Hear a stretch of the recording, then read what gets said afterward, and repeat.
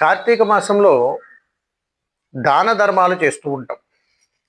చూడండి, మీరు ఏ దానాలన్నా చేయండి. ఎలాంటి దానాలు చేయాలి? గొప్పల కోసం ఎప్పుడూ దానాలు చేయకండి. కార్తీక మాసంలో చేసేటువంటి దానాలు అన్నీ కూడా పితృదేవతలకు చెందుతాయి. అందుకని వారి యొక్క అనుగ్రహం మనకు ఉంటేనే సర్వత్రా యోగము. అందుకని భగవంతుని యొక్క అనుగ్రహము కంటే బలమైనటువంటి అనుగ్రహం పితృదేవతలది. అందుకని పితృదేవతల అనుగ్రహాన్ని మనం పొంది తీరాలి. అందుకని కార్తీక మాసంలో మనం చేసేటువంటి దానాలను మీకు అవకాశం కుదిరినప్పుడు,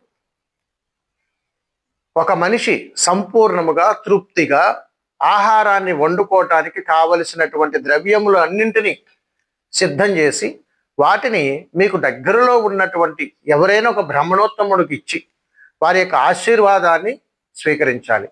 ఈ విధంగా చేయటం ద్వారా కార్తీక మాసంలో విశేషమైనటువంటి ఫలితాలు మనం పొందడంతో పాటుగా మన పితృదేవతల యొక్క అనుగ్రహాన్ని కూడా మనం పొందుతాం. తద్వారా జీవితం చాలా బాగుంటుంది. అందుకని కార్తీక మాసంలో తప్పనిసరిగా దానాలు ఇవ్వటం అనేటువంటిది అలవాటు చేసుకోండి. అదే విధముగా వస్త్రదానము చేయవచ్చు, బియ్యమును దానం చేయవచ్చు, పప్పులు దానం చేయవచ్చు. మీకు ఏది అవకాశము కుదిరితే మీ శక్తి కొద్దీ దానం ఇచ్చేటువంటి ప్రయత్నం చేసి బ్రాహ్మణోత్తముల యొక్క ఆశీర్వాదం తప్పనిసరిగా తీసుకోవాలి. సర్వేజన సుఖినో భవంతు. శుభం. నమస్కారం.